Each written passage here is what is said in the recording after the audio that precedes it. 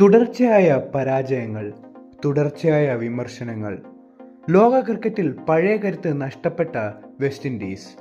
പക്ഷേ അപ്പോഴാണ് പുതിയതായി വെസ്റ്റ് ഇൻഡീസ് ടീമിലേക്ക് ഒരു കളിക്കാരൻ എത്തിയത്. നിലവിലെ വെസ്റ്റ് ഇൻഡീസ് ടെസ്റ്റ് ടീം കഴിഞ്ഞ കുറച്ച് വർഷങ്ങളായി സ്ഥിരതയില്ലാത്ത പ്രകടനമാണ് കാഴ്ചവെക്കുന്നത്. പലപ്പോഴും ചെറിയ സ്കോറിൽ പുറത്താകുകയും ആരാധകരെ നിരാശപ്പെടുത്തുകയും ചെയ്യാറുണ്ടായിരുന്നു. എന്നാൽ 2 ദിവസം മുന്നേ ശ്രീലങ്കയ്ക്കെതിരായ ടെസ്റ്റിൽ പുതുമുഖമായ അമീർ ജാംഗു എല്ലാവരെയും ഞെട്ടിച്ചു. തൻ്റെ 2ാം ടെസ്റ്റ് മത്സരത്തിൽ തന്നെ 233 റൺസിന്റെ തകർപ്പൻ ഇന്നിംഗ്സ്, അതും റോസ്റ്റൺ ചേസിനൊപ്പം ചേർന്ന് 401 റൺസിന്റെ വമ്പൻ പാർട്ണർഷിപ്പ്.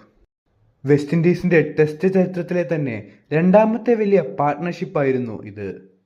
ഒരു കാലത്ത് ലോക ക്രിക്കറ്റിനെ ഭരിച്ച ടീമിന് വീണ്ടും പ്രതീക്ഷ നൽകുന്ന പ്രകടനമായിരുന്നു അമീർ ജാംഗു കാഴ്ചവെച്ചിരുന്നത്.